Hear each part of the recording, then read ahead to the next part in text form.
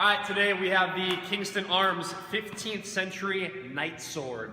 This thing is shiny, this thing is sharp, and we're going to do some specs on it, take a look at some specs on it, and do some cut testing.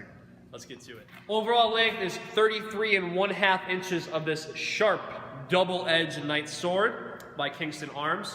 The blade length itself, right before the cursive crossguard, kind of like an S guard, has a serious amount of hand protection on both the thumb side and on the knuckle side as well. It's 27¼ inches all the way to the very pointy tip. Obviously, it's a cut and thrust sword.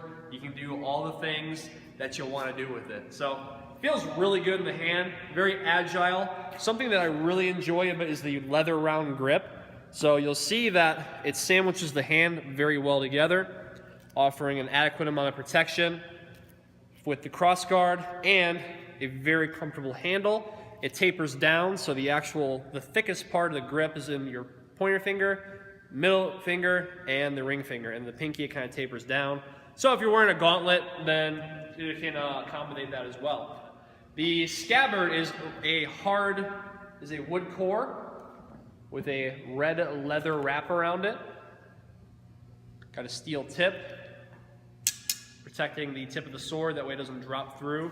And it's got some pins on it as well. What I really like about this one as well is how smooth it goes into the scabbard. Just drop the tip in there.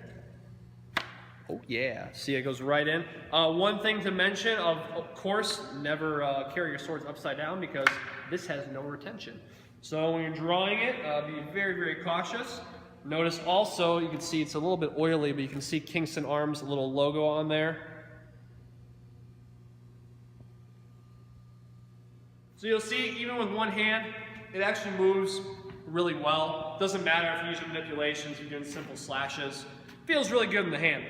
Steel quality, 9260 high carbon steel.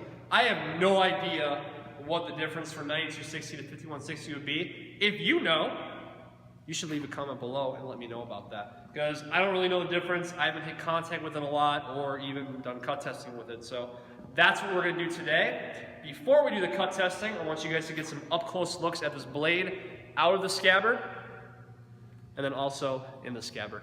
Let's go and do that right now.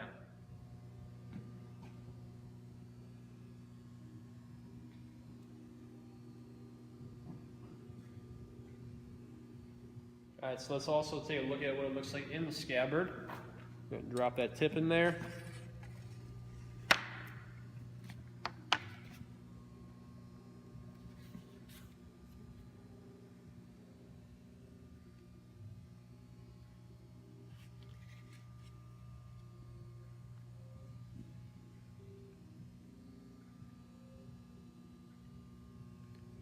Well, you'll see all the little hammer marks from it being peened. It is a peened pommel, not a threaded pommel. So this one feels really good in the hand. At the cut testing, we're going to see how this thing functions in the cut test with tatami mats. You don't really need to do hacking with it. It's not necessary. So we're going to use proper soft targets for it. So let's do the cut testing then. Ooh, that pulled a lot. Still pretty sharp though too. Are these not all the way through? It's still cut pretty well, dude. Hang on. Oh, it only went like halfway through. This is the other one. See, it's more dry at the bottom. You're not cutting this right. No, dude, I'm cutting it right. Yeah, the other one's lob off. Alright, so I guess what we'll do is I'll just reposition this and we'll get it more at the top and then we'll get another cut on it. Backhand, dude. Dude, it's like hacking into it. Oh, look at that.